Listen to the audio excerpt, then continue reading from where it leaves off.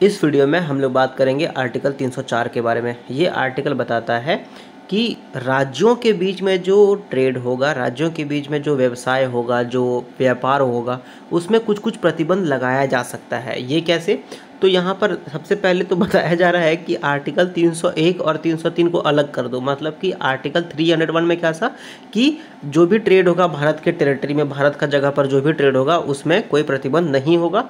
और आर्टिकल 303 में ये था कि जो केंद्र सरकार और जो राज्य सरकार के पास जो विधायिका है उसमें जो टैक्स वगैरह, या मतलब मोटा मोटी ये है कि दो राज्यों के बीच में केंद्र सरकार डिस्क्रिमिनेट नहीं कर सकती है, उसमें भेदभाव नहीं कर सकती है। ठीक है, तो इन चीज़ों को अलग रखने के बाद अब बचता है कि जो ट्रेड दो तीन राज्यों के बीच में या फिर दो राज्यों के बीच में जो ट्रेड होगा उसमें रिस्ट्रिक्शंस लगाया जा सकता है, उसमें कुछ कुछ प्रतिबंध लगाया जा सकता है।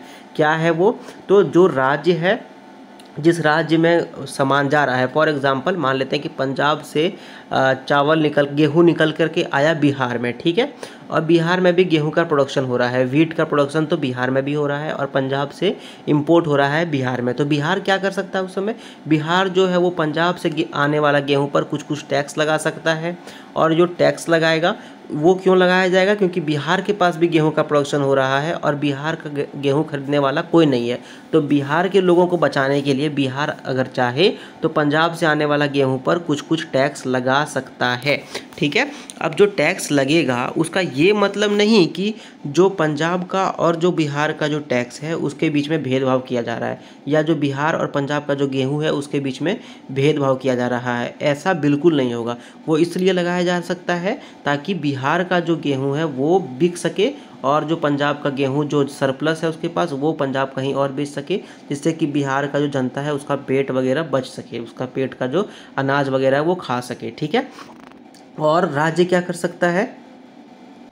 और राज्य ये कर सकता है कि अगर कोई ऐसा चीज़ जो कि उसके राज्य में हो रहा हो, फॉर एग्जांपल बिहार के पास मान लेते हैं कि चावल वगैरह हो रहा है, ठीक है, और चावल जो है वो कहीं नहीं, बिहार का चावल कोई नहीं खरीदना चाहता है, तो बिहार का सरकार खुद वो चाहती है कि वो चावल खरीदे, लेकिन वेस्ट बंगाल से भी वो चावल बिहार में एक्सपोर्ट किया जा रहा है। तो इस सिचुएशन में क्या है, बिहार जो अगर चाहे तो वो वेस्ट बंगाल का चावल पे रिस्ट्रिक्शंस लगा सकता है, उससे प्रतिबंध लगा सकता है, जिससे कि बिहार का चावल बिहार का गवर्नमेंट खरीदे और बिहार के जो जनता है उसका पेट वगैरह भर सके। और अगर ये सिचुएशन आता है कि वेस्ट बंगाल का चावल बिहार नहीं खरीदेगा, उस पर रिस्ट्रिक्शन लग रहा है, उस पर प्रतिबंध लग रहा है, तो जो बिहार का विधायिका से वो जो बिल पास होता, वो बिल पास होने के लिए पहले प्रेसिडेंट के पास संपर्क करना पड़ेगा। और जब प्रेसिडेंट साहब बोलेंगे कि ठीक है आप बिल पास कर सकते हो, अगर उनका कंसेंट होगा तो ही वो बिल बिहार का लेजिस्लेटिव असेंबली में आएगा और तभी वो बिल पास होगा, और तभी वेस्ट बंगाल का जो चावल आ रहा था बिहार में उस पर रोक लग सकता है, ताकि बिहार का जो जनता भूखे मर रहा था वो खाना पीना खा सके अच्छे से। ठीक है, तो ये था अपना आर्टिकल 304 और इस वीडियो में बस इतना ही। एंड ये बता रहा था कि अगर दो या दो से ज़्यादा स्टेट के बीच में जो ट्रेड होता है, जो कॉमर्स होता है, जो लेन देन की प्रक्रिया चलती है, जो व्यवसाय होता है, जो व्यापार होता है, उसमें कुछ कुछ रिस्ट्रिक्शंस कैसे लग सकता है। अगर ये वीडियो आपको अच्छा लगा तो इसको लाइक करो, शेयर करो, कुछ भी पूछना है बताना है तो कमेंट करो, चैनल को सब्सक्राइब करो। Thank you very much.